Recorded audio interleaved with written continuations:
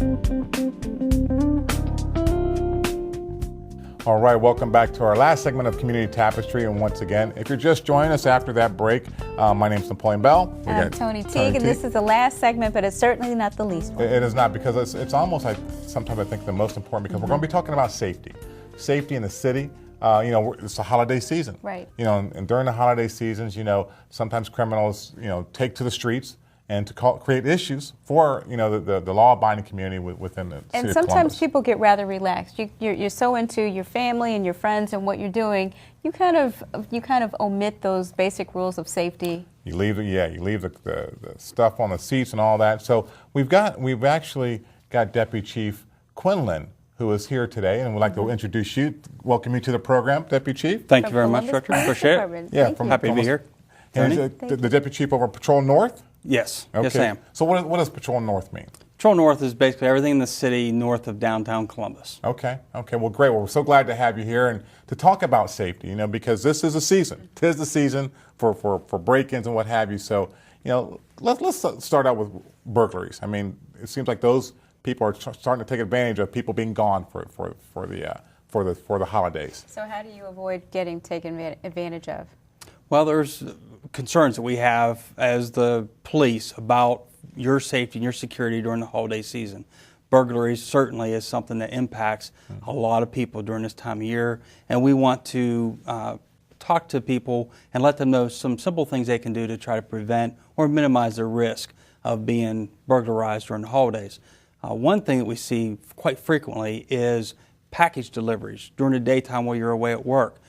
They get left on the front porch, and then people come by, they follow trucks around, delivery trucks, they'll come by and take your package. So one of the things that's very important to do is either have someone at home, have it delivered to someone else's house, a friend or a neighbor that will be home to take that package, or create some type of box, like a large tub that you can actually screw down to the floor and have the delivery people put your package in a box, and then they can close it and lock it when they're done. That way no one can take it until you get home and unlock the box. Okay. That's actually a great idea. I never did think of something like that. So is during the holidays, when people are gone, is there a place where they normally break in at, or is it just pretty much, you just never know? How can you protect yourself against that type of thing? Well, we see two things around here, especially in Columbus. We see the broader metropolitan area where people are breaking into homes during the daytime when people are at work, or when they're gone in the evening, they don't leave any lights on. It's very dark.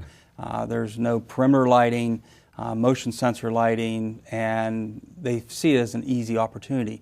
And the other problem we have is all the college students around here, when they'll go home or leave town for holidays, they'll leave laptops or televisions or other things and not secure them or hide them in their property and leave emergency contact numbers so people can break into the areas around different universities that we have in town and take their properties while they're gone as well.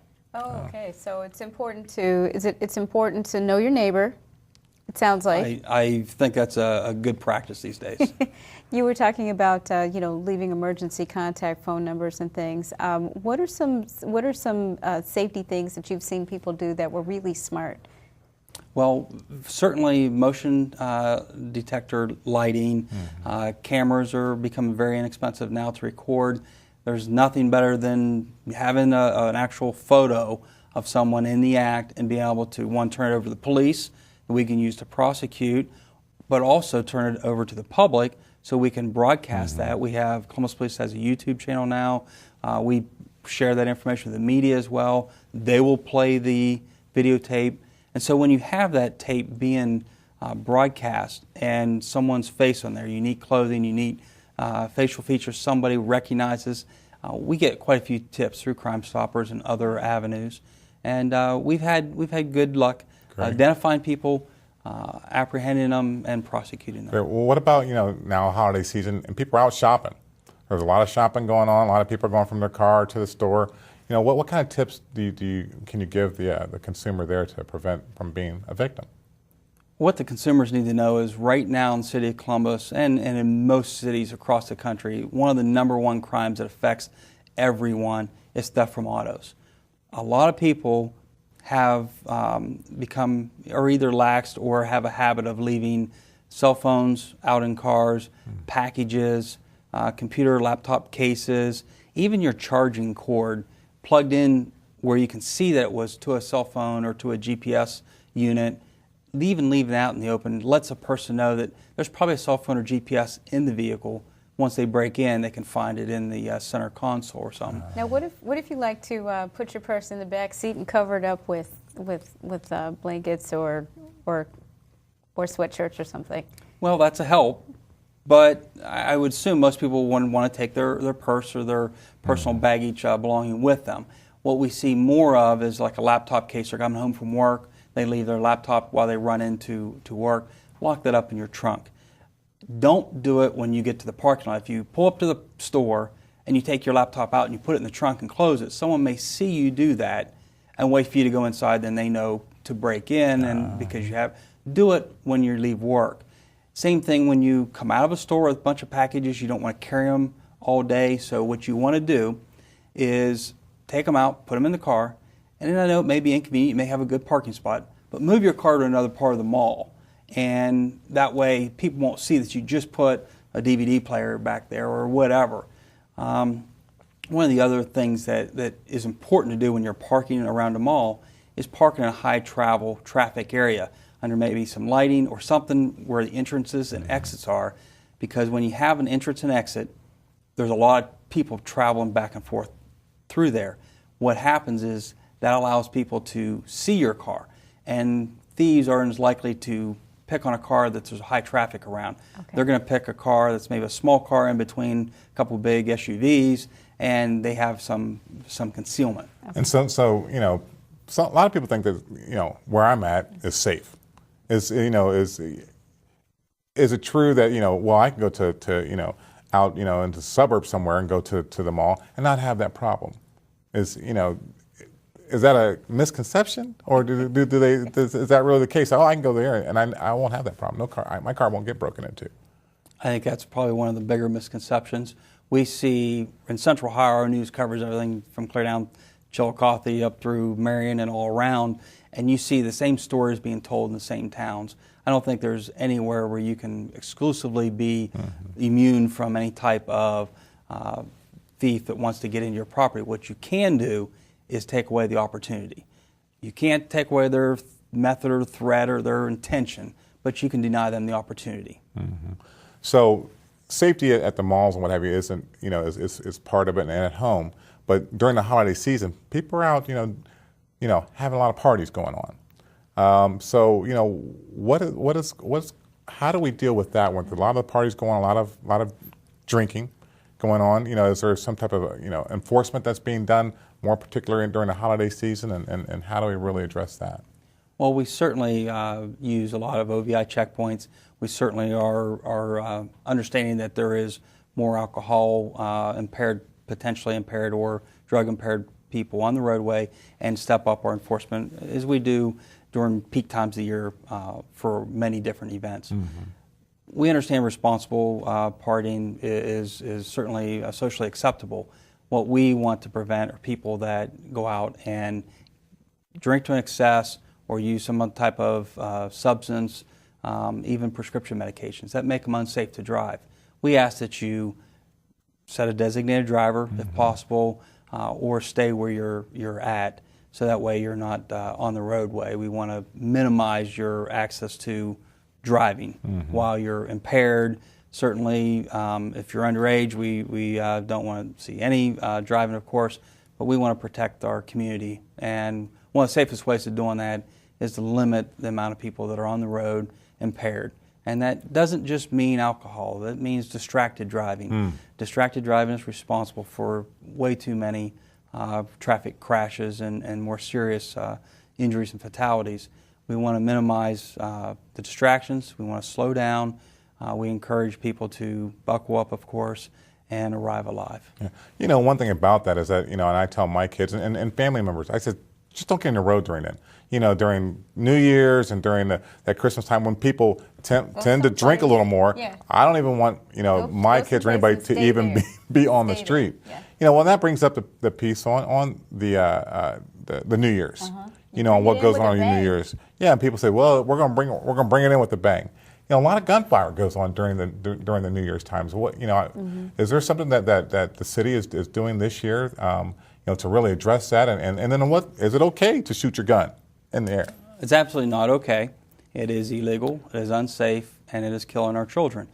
We have started a campaign this year with the leadership of Deputy Chief Ken Keebler.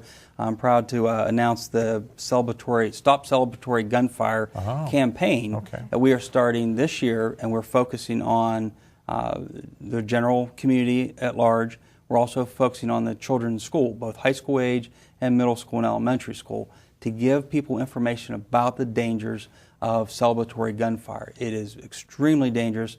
We have a lot of statistics and a lot of personal stories about people, and especially children, who have been killed by celebratory gunfire. Wow. Firing a weapon up in the air, everyone knows the bullet comes back down. What goes up must come back down. Correct. But people are making the assumption, though, if you're shooting the gun straight up in the air, people are going, well, I'm not pointing it this way, I'm not pointing it at another angle, I'm pointing it in a straight line up in the air. How in the world is that going to hurt someone? When a bullet leaves a chamber, it's typically at about 1,200 feet per second, say. It returns to Earth at about 300 feet per second. And scientists have told us that at about 200 feet per second is all that's needed for a bullet to penetrate a skull. And typically people are either shot when the bullets are coming back down in the head or shoulders or feet, because the bullet's coming back down. And it is enough to kill someone. In fact, we have a story in our pamphlet that we're putting out. We have a story in here about a 4-year-old kid sitting in church with his family and doing everything right. And the bullet actually has enough velocity to penetrate the roof of the church and strikes the child and kills the child. And we have plenty of stories in here like that. And what we're doing is we're putting this information on our line. December 10th, I believe we'll have this online, where you can download this information right offline, columbuspolice.org/NYE for New Year's Eve. And you can print these out yourself. We're making up several flyers, or thousands of flyers, to pass out to schools and businesses to post. But we also have it online, so you can look at the facts and you can print them out yourself and distribute them yourself and help us stop some of this. And why did you decide to put the flyers in the schools? Well, we want to reach the people who are likely to engage in celebratory gunfire. And we see people everywhere from teens to, last year we had a gentleman arrested that was in his 60s.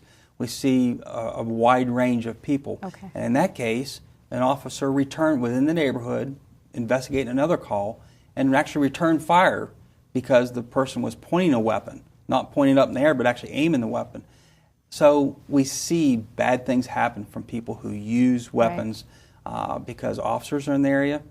And increases police-involved shootings. It slows response for police or fire, medics to get into the area. So there's a lot of bad things that happen from that. So we've got about a minute and a half left, and just wanted to on that same topic, people might feel then it's okay to fire into the ground. Is that okay, or is it illegal to fire the gun into the ground? It is illegal to fire or discharge a weapon in city limits. Although I understand some people are going to do it regardless of what we say or what the promotion is to try to stop them. If you're going to engage in that type of activity, their stores, gun stores and sports stores sell blanks. At least there's no projectile in there. But keep in mind, even though you may not endanger anyone else that way, if a police officer encounters you doing that, the threat level is the same to them. You may be putting yourself in danger. Right. What I suggest is using like a marine grade air horn that has pressurized gas you can squeeze and make a loud, prolonged sound, celebrate that way. Leave the guns inside, please. Because it sounds like more than just being illegal, it's also unsafe, because you're right, there are those people who are going to say, it's my firearm, it's my home, I'll do what I want. But the plea that you're making is that it's unsafe. It's unsafe, and if that doesn't prompt you to stop celebratory gunfire, you are also criminally liable. If your round strikes someone and causes injury or death, you're responsible for that homicide, and you can go to prison.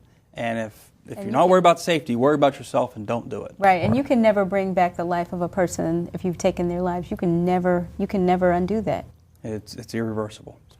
Wow, that's very powerful, and we hope that our viewing audience heeds to that, Yeah. and doesn't do celebratory gunfire. Use blanks, use the horn, do something different, but definitely do that, because I would always get worried about that, even when I'm when it's like New Year's, and that this clock, it's like I'm going inside. I'm like I don't want to be driving around because of everybody. You hear all the gunfire, Right. and so that does create a huge issue, and sure, definitely a task on both police and fire. Yeah, we heard it a lot in my neighborhood growing up. That was what everybody did, but you don't realize the flip side. Exactly. Yeah, when you hear neighborhoods, hundreds and hundreds of rounds going up, they're all coming back down. It only takes one, Right. And that's a risk that we're not willing to accept as a acceptable risk. Well, So we applaud you for the work that you're doing to get the word out. Exactly. I guess to those people who live in those neighborhoods who aren't doing that, I would almost say the same is to either get out of the neighborhood before it happens, but then I guess you'd leave yourself open to burglary, but maybe go into the basement or something, but something that I would really be worried, in those communities, that is going on. And it's going on in most communities. Yeah. That's the challenge. It is. It's not a Columbus issue. This is all the over. place. We ask people, officers find shelter, find overpasses. They stay out of open air areas during that half-hour period. And we ask people to do the same thing. And if you're at a party, do not allow gun activity to occur there. Well, we appreciate all these safe Happy. Words. Make sure that you people yourself keeping our viewing audience safe, keeping us safe during the holiday season. We so much appreciate that, and so definitely, Deputy Chief Qunlan, thank you for being Thank here, you. and we'd like to thank our viewing audience for being here, and have a great holiday season, And a safe and happy holiday season. Safe and happy holiday season, and we'll see you in January.